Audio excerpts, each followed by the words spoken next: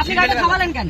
ইলেকশনের জন্য আমি দেবো না গাড়িটা, কি করবেন? এটা আমার প্রাইভেট গাড়ি, দেবো না। প্রাইভেট প্রপার্টি নিয়ে নেওয়া যায়? ইলেকশনের জন্য। ধরো তুমি তোমার প্রাইভেট গাড়ি নিয়ে কোথাও একটা ঘুরতে বেরিয়েছো বা কোনো একটা জায়গায় কাজে যাচ্ছ, আর কলকাতার কোনো একটা সিগন্যালে কোনো একটা ট্রাফিক হাওয়ালদার তোমার গাড়িটাকে দাঁড় করালো আর দাঁড় করিয়ে বললো যে আমার আপনার গাড়িটা লাগবে। আর স্বাভাবিক ব্যাপার, সেই ব্যাপারটা শুনে তোমারও একটুখানি পিলা চমকে যাবে, না আমি সিগন্যাল ভাঙলাম, না আমি ড্রিঙ্ক অ্যান্ড ড্রাইভ করছি, তাহলে আমি কি ভাইলেট করলাম যে আমার গাড়িটা ওরা বাজেয়াপ্ত করছে। পরে যখন তুমি তাদেরকে এই কোয়েশ্চেনটা করবে যে স্যার আমি করলামটা কি, তখন তাদের দিক থেকে এই জিনিসটা আসবে যে ভোটের জন্য আপনার গাড়িটা লাগবে, মানে যতদিন ভোট চলবে ভোটের জন্য তোমার গাড়িটা তারা ইউজ করবে। আর এটা নাকি একটা আইন আছে আমাদের এখানে। ভোট হচ্ছে কয়েকটা দলের মধ্যে, তার মধ্যে সাধারণ জনতার কি কাজ? আর সাধারণ জনতার কাছ থেকে তাদের গাড়ি, তাদের ভেহিকেল কেড়ে নেওয়ার কি মানে?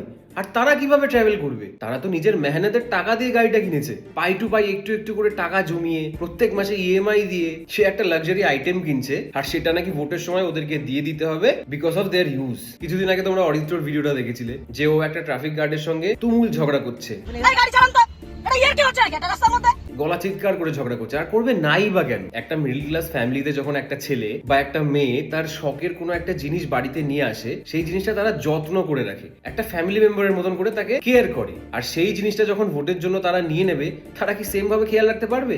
না।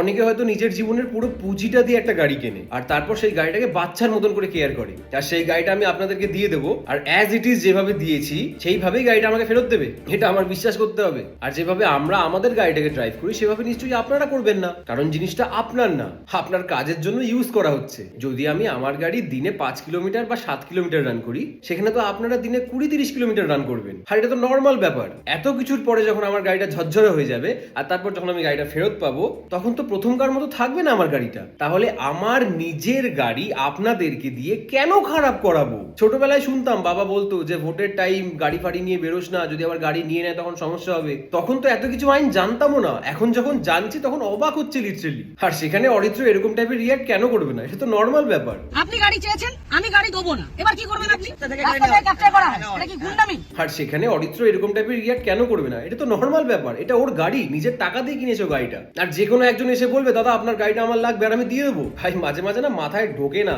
যে কি সমস্ত জিনিস আমাদের কাছে আসছে, কি হবে কি জানে বাবা।